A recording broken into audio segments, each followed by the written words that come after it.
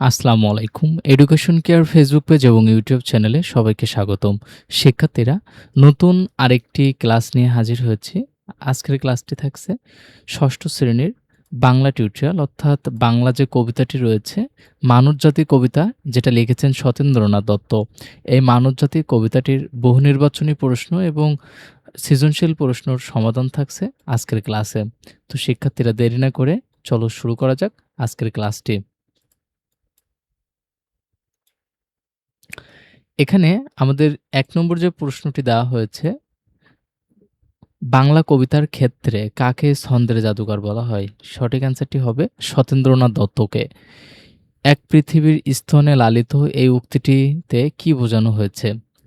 শিক্ষার্থীরা, এটা সঠিক অ্যান্সার ক নম্বরটা, একই পৃথিবীর স্নেহ ছায়ায় বেড়ে ওঠা। শিক্ষার্থীরা, তোমাদের ১ নম্বর যে প্রশ্নটি রয়েছে, অর্থাৎ কাকে ছন্দের জাদুকর বলা হয়, এই প্রশ্নটি কিন্তু তোমাদের জন্য খুবই গুরুত্বপূর্ণ। আমাদের এখানে একটা উদ্দীপক দেওয়া হয়েছে। উদ্দীপকটি পড়ে ৩ এবং ৪ নম্বর প্রশ্নের অ্যান্সার লিখতে হবে। প্রীতি ও প্রেমের পূর্ণ বাঁধনে যাবে মিলি পরস্পরে, স্বর্গে আসিয়া দাঁড়ায় তখন আমাদের কুঁড়ে ঘরে। এখানে মানবজাতি কবিতায় যে বিষয়টি এখানে প্রাসঙ্গিক, তা হলো সকল আ মানুষের ভালোবাসার অনুভূতি ভিন্ন, সকল মানুষের অভ্যন্তরীণ গঠন ভিন্ন, জাতিভেদ ও বর্ণভেদে কৃত্রিম। সঠিক অ্যান্সারটি হবে ১, ২ ও ৩। উদ্দীপকটি মানুষ জাতি কবিতার যে ভাবটি প্রকাশ পেয়েছে তা হলো বিশ্ব ভ্রাতৃত্ববোধ।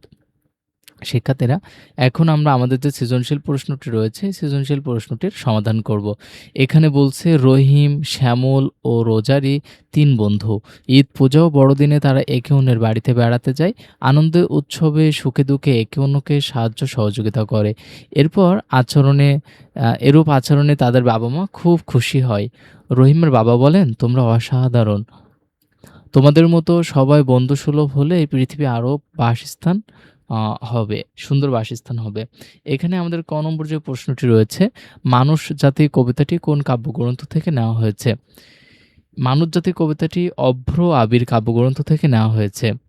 আমাদের খ নম্বর যে প্রশ্নটি রয়েছে, দুনিয়া সবারই জনমবেদী, এ কথা দ্বারা কি বোঝানো হয়েছে? দুনিয়া সবারই জনমব্যাধি কথাটির অর্থ হলো, এই পৃথিবীতে সব মানুষেরই জন্মের জায়গা। আমাদের এই পৃথিবী জাতি, ধর্ম, বর্ণ ও গোত্রের ভেদাভেদ ছাড়াই সবার বাসস্থান। যেমন একই মায়ের দুধ খেয়ে সব সন্তান বড় হয়, তেমনি পৃথিবীর সব মানুষ একই পৃথিবীতে খাবার ও পানি খেয়ে একই সূর্য ও চাঁদের আলোতে লালিত পালিত হচ্ছে। আমাদের গ নম্বর যে প্রশ্নটি রয়েছে, রহিম, শ্যামল ও রোজারিওর বন্ধুত্বের মানবজাতি কবিতার কোন বক্তব্যটি ফুটে উঠেছে সেটা ব্যাখ্যা করো। শিক্ষার্থীরা, এটার অ্যান্সারটি দেখে নাও। সারা পৃথিবীতে জাতি, ধর্ম, বর্ণ বা গোত্রের চেয়ে বড় পরিচয় হলো মানুষ হওয়া। রহিম, শ্যামল ও রোজারিওর বন্ধুত্বের মাধ্যমে মানবজাতি কবিতার এই বার্তাটি সুন্দরভাবে প্রকাশ পেয়েছে। আসলে মানুষের আসল পরিচয় হলো সে মানুষ। জাতি, ধর্ম, বর্ণের ভিত্তিতে মানুষকে ভাগ করা হয়েছে, কিন্তু এই পৃথিবীতে সব মানুষের বাড়ি, জাতি, ধর্ম, বর্ণ সবকিছু দেখে নয়। উদ্দীপকে রহিম, শ্যামল ও রোজারি ৩ বন্ধু, ৩টি ভিন্ন ধর্মের। তারা আনন্দ উৎসবে একসঙ্গে থাকে, সুখে দুঃখে একে অন্যকে সাহায্য করে। মানবজাতি কবিতায় কবি বলেছেন, সারা জগতে শুধু একটি জাতি আছে, তা হলো মানবজাতি।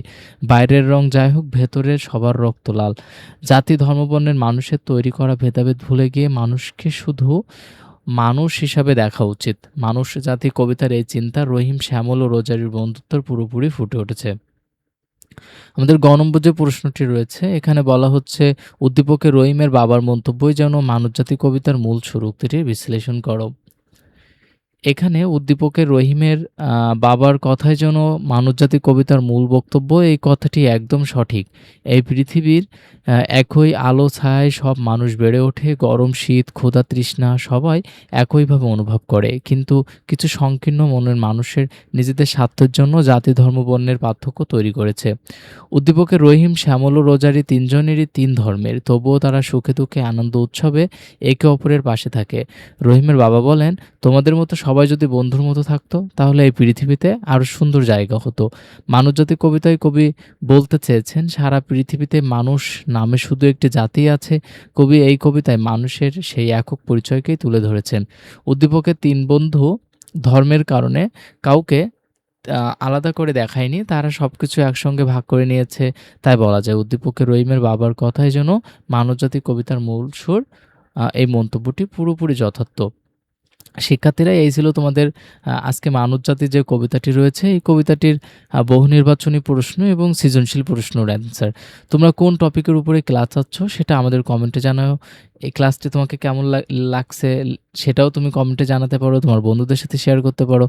তোমাদের এই ছোট, ছোট লাইক, কমেন্ট এবং সাবস্ক্রাইবগুলো আমাদেরকে সবসময় অনুপ্রাণিত করে।